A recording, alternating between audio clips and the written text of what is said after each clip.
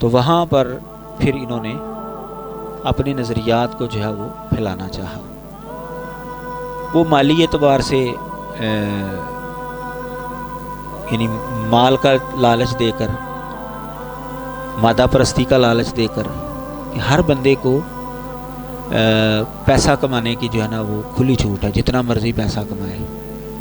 اب جتنا مرضی پیسہ کمائے، جیسے مرضی کمائے، اس کے اندر سب سے بڑی رکاوٹ مذہب ہے، کیونکہ مذہب جو ہے وہ حرام اور حلال کی تمیز دیتا ہے. اب جتنا مرضی پیسہ کمائے، جیسے مرضی کمائے، تو اس کے لیے مذہب کو دور کرنا یہ لازمی چیز تھی. تو مذہب کو دور کر دیا گیا، لالچ لوگوں کے دلوں کے اندر بٹھا دی گئی. اس لالچ کی بنیاد پر لوگوں نے جو سب سے بڑی رکاوٹ تھی اس سے پیچھے چھڑا لیا. مذہب ہے ہی کوئی نہیں، خدا ہے ہی کوئی نہیں، کسی نے نہیں پوچھنا مرنے کے بعد کیا ہوگا، مرنے کے بعد کوئی زندگی نہیں ہے. تو یوں بھی جو ہے نا الحاد جو ہے وہ پھیلنا شروع ہو گیا. الحاد پھیلنے کی ایک وجہ یہ بھی ہے کہ وجود باری تعالیٰ کے اوپر جو سب سے بڑی دلیل اہل مذاہب کی جانب سے دی جاتی تھی نا، وہ کائنات تھی، کہ یہ کائنات جو ہے نا یہ خود بخود نہیں بن سکتی. کوئی بھی چیز خود بخود نہیں بن سکتی، اتنی بڑی کائنات کیسے خود بخود بن گئی، یہ سب سے بڑی دلیل دی جاتی تھی اہل مذہب کی جانب سے. تو جب ڈارون کا نظریہ آیا نا، نظریہ ارتقاء، تو جس کو بگ بینگ تھیوری کہا جاتا ہے، تو یہ ملحدین کے ہاتھ میں جو ہے نا ایک ہتھیار آ گیا. لو جی تم کہتے ہو کہ یہ بانٹنے لکھو بگ بینگ تھیوری جو ہے باقاعدہ جو ہے وہ ڈارون نے نظریہ پیش کیا ہے، نظریہ ارتقاء، کہ یہ دھماکہ ہوا ہے اور دھماکے سے جو ہے نا یہ مارز وجود کے اندر آئی ہے کائنات، کیوں نہیں بن سکتی. لو، حالانکہ اس کو سائنسدانوں نے اصول کے طور پر قبول نہیں کیا، آج تک نہیں قبول کیا، لیکن یہ ایک تھیوری تھی، ایک تھیوری. لیکن بہرحال ان کو یہ ایک چیز کہتے ہیں ڈوبتے کو تنکے کا سہارا، ان کو مل گئی. لیکن آپ اس کے اوپر غور کریں، ڈارون کی تھیوری کے اوپر، پہلے نمبر پر تو سائنسدانوں نے اس کو اصول کے طور پر تسلیم نہیں کیا ہے. اچھا، دوسری بات جب آپ اس کے اوپر غور کریں گے تو آپ کو پتہ چلے گا کہ ڈارون کی تھیوری کا تعلق خالق کائنات کے ساتھ نہیں ہے، تخلیق کے طریقہ کار کے ساتھ ہے. کائنات کیسے بنی، ڈارون کی تھیوری جو ہے نا وہ کائنات کیسے بنی یہ بیان کرتی ہے. کائنات کس نے بنائی یہ اس کے موضوع کا حصہ نہیں ہے. یہ صرف انہوں نے ایک طفل تسلی جو ہے نا وہ اپنے آپ کو دی ہوئی ہے کہ جی حل ہو گیا جی مسئلہ، کائنات جو ہے وہ کس نے بنائی ہے، جی ایسے بنی ہے. بھائی یہ تو بتا رہا ہے کہ ایسے بنی ہے، اب وہ بنی کیسے ہے وہ ایک الگ بحث ہے. لیکن بہرحال اس کی تھیوری کو اگر آپ دیکھیں تو وہاں پر نظریہ ارتقاء کیا ہے، کائنات کے بننے کا طریقہ کار. اگر آپ کو طریقہ کار کا پتہ چل جائے تو اس کا مطلب یہ تو نہیں کہ اس کو بنانے والا کوئی نہیں ہے. مثال کے طور پر ابھی یہ میرے سامنے چائے آئی ہے، تو آپ سب کو اس کے طریقہ کار کا پتہ ہے نا، چائے کیسے بنتی ہے. تو کیا اس کا مطلب یہ ہے کہ چائے بنانے والا کوئی نہیں ہے؟ زیادہ سے زیادہ آپ یہ کہہ سکتے ہیں کہ ہاں ہمیں چائے بنانے کا طریقہ پتہ ہے، لیکن اس کا یہ نتیجہ نکالیں کہ چائے بنانے والا کوئی نہیں، یہ خود بخود بن گئی ہے، یہ نہیں نتیجہ نکلتا، یہ ممکن نہیں ہے. تو وہ طریقے کو بنیاد بنا کر خالق کائنات کا انکار کر رہے ہوتے ہیں، تو یہ طریقہ کار درست نہیں ہے. کچھ شکوک و شبہات والی تحریکیں بھی اٹھی، جیسا کہ بتایا میں نے، ڈیزم اٹھی اور مذہب بیزار لوگ جو ہیں وہ آنا شروع ہو گئے. اب جس نے باندھنا تھا اس زمانے کے اندر، مسلمان جو ہے وہ بھی آپس میں جو ہے نا وہ ان کا بھی شرازہ جو ہے وہ بکھر چکا تھا. مسلمان جو ہے وہ کمزور ہو چکے تھے کافروں کے مقابلے میں. تو ظاہر ہے کہ جب مد مقابل کمزور ہو تو پھر مخالف کو پھیلنے کا جو ہے نا وہ موقع مل جاتا ہے. ظاہر ہے کہ سب سے بڑا بند جو ہے وہ مسلمانوں نے ہی ان کے آگے باندھنا تھا، اور آج بھی انہوں نے ہی باندھا ہوا ہے، کیونکہ دیگر مذاہب جو ہیں وہ الحاد سے ہار چکے ہیں.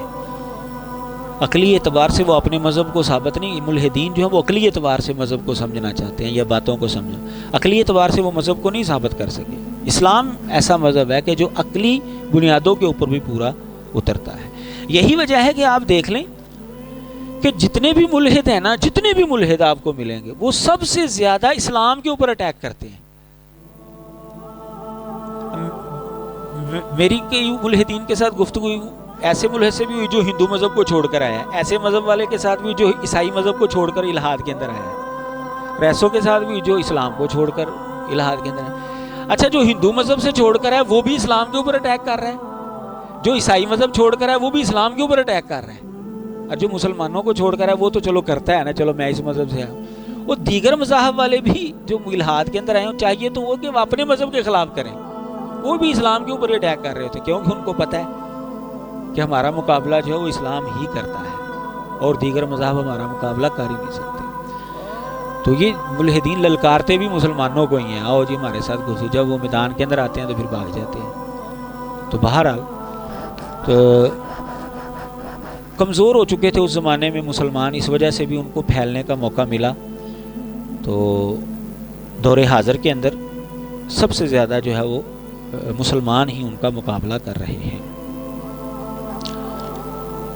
باقی الحاد کا پرچار کرنے والے ادارے جو ہیں باقاعدہ قائم کیے گئے، آپ کے پاکستان کے اندر بھی ایسے ادارے موجود ہیں۔ ملحد اساتذہ جو ہیں وہ بھرتی کیے گئے۔ اب طالب علم جو ہیں وہ ظاہر ہے اساتذہ سے کچھ نہ کچھ اثر تو ضرور لیتے ہیں، جو مرضی ہو جائے۔ تو بہرحال اس طریقے سے بھی الحاد جو ہے وہ پھیلنا شروع ہوا۔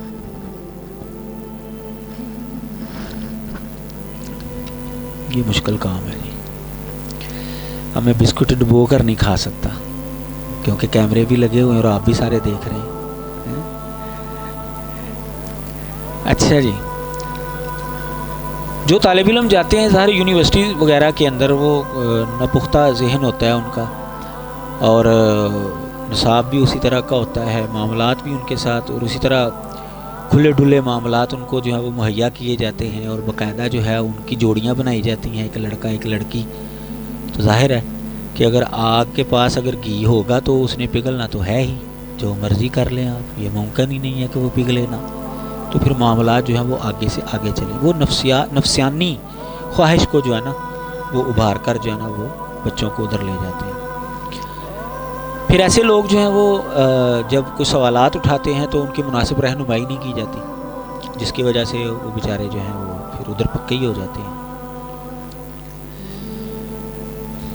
اس کا تدارک کیسے کیا جائے، کیسے ان کو روکا جا سکتا ہے؟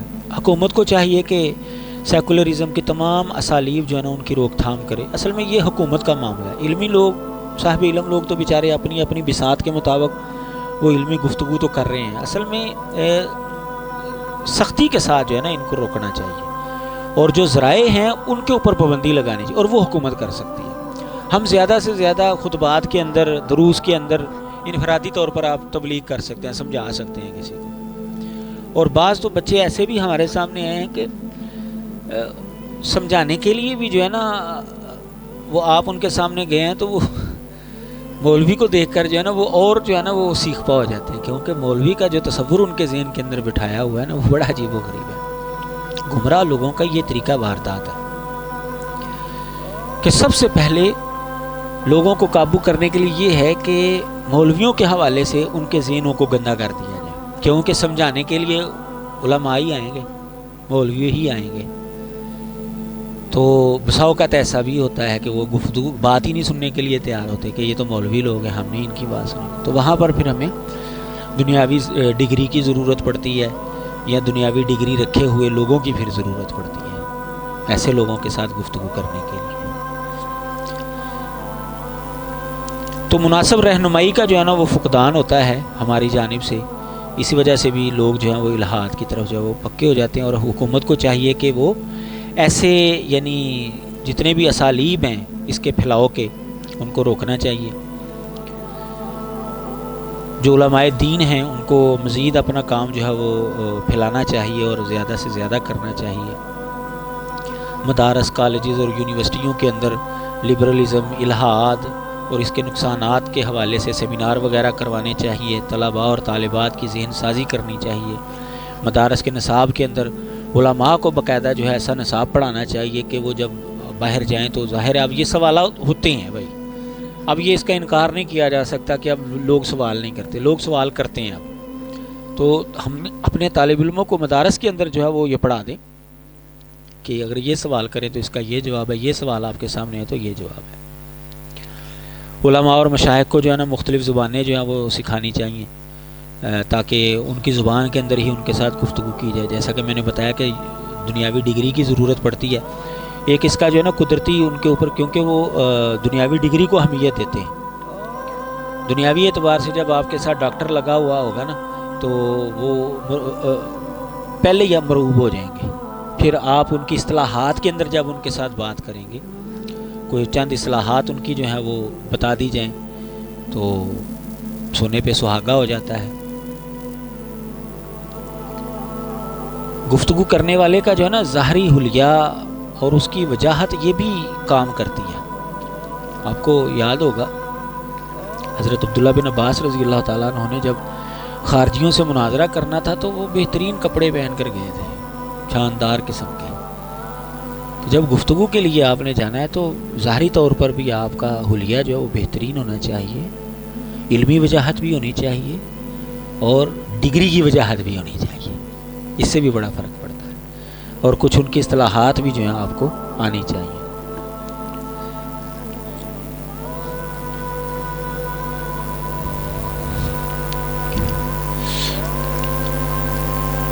علم حاصل کرنے کے ذرائع وہ 3 ہیں. ان کے لیے جن کے ساتھ جب ہم گفتگو کرتے ہیں تو ان چیزوں کی بھی ضرورت پڑتی ہے کہ کیسے کسی چیز کا علم ہو سکتا ہے. حواس خمسہ کے ذریعے ہو سکتا ہے، عقل کے ذریعے ہو سکتا ہے اور سچی خبر کے ذریعے ہو سکتا ہے. دنیا کا نظام جو ہے وہ ان چیزوں کے اوپر چل رہا ہے.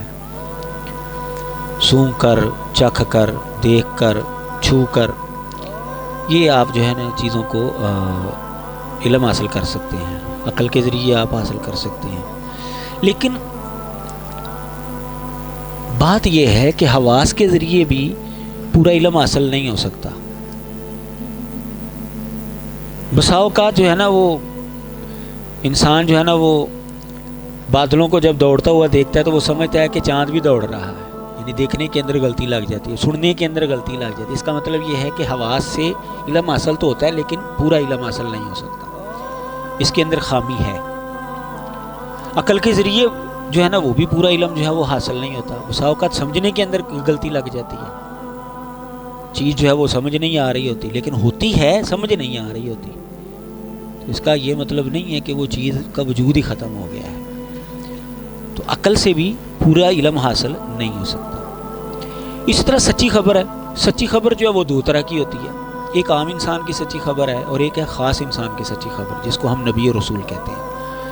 اب عام انسان جو ہے وہ سچی خبر اگر دے تو ٹھیک ہے، ماننی پڑتی ہے.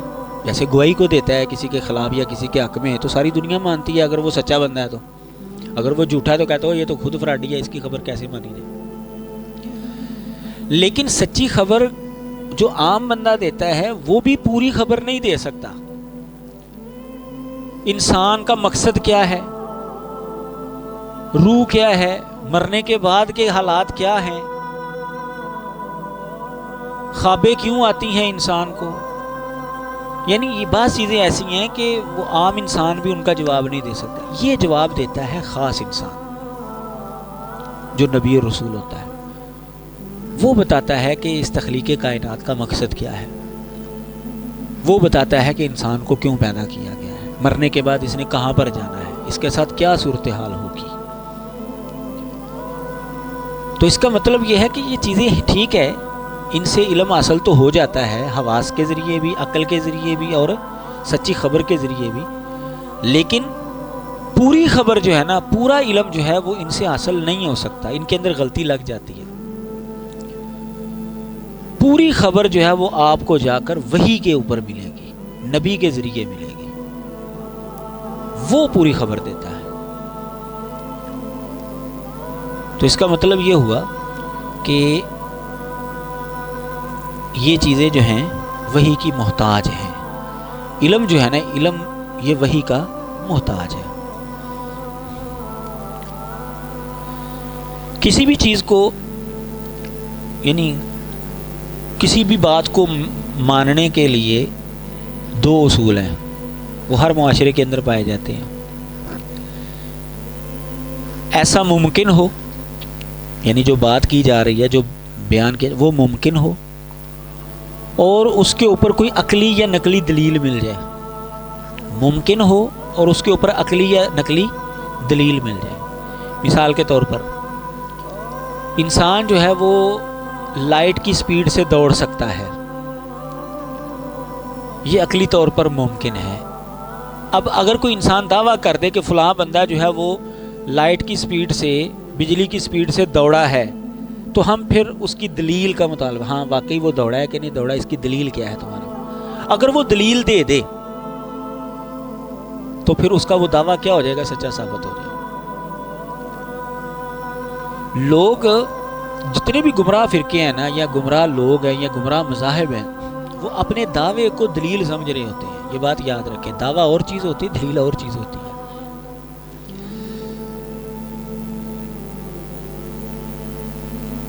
ملحدین کہتے ہیں جی خدا کا وجود نہیں ہے۔ میری گفتگو ایک ملحد کے ساتھ، میں نے کہا جی، پہلے میری باری تھی، میں نے کہا جی آپ کہتے ہیں جی خدا کا وجود نہیں ہے، آپ کے پاس دلیل کیا ہے اس کی کہ خدا موجود نہیں ہے؟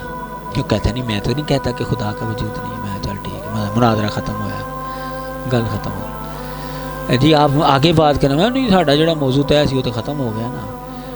تو وہ جو دعویٰ کرے خدا کا کوئی وجود نہیں ہے، جی آپ جب ان سے گفتگو کریں گے نا خدا کا کوئی وجود نہیں ہے، تو آپ یہ ہوگا دعویٰ، جی اس کی دلیل کیا ہے؟ جی میں بتا تو رہا ہوں کہ خدا کا وجود نہیں ہے۔ او بھائی یہ تو آپ کا دعویٰ ہوا، یہ تو آپ کا دعویٰ ہوا، اس دعوے کی دلیل کیا ہے؟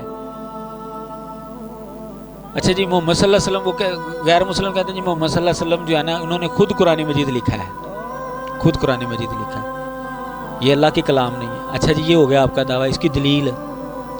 ہاں جی میں کہہ تو رہا ہوں نا آپ کو، یہ انہوں نے خود لکھا ہے۔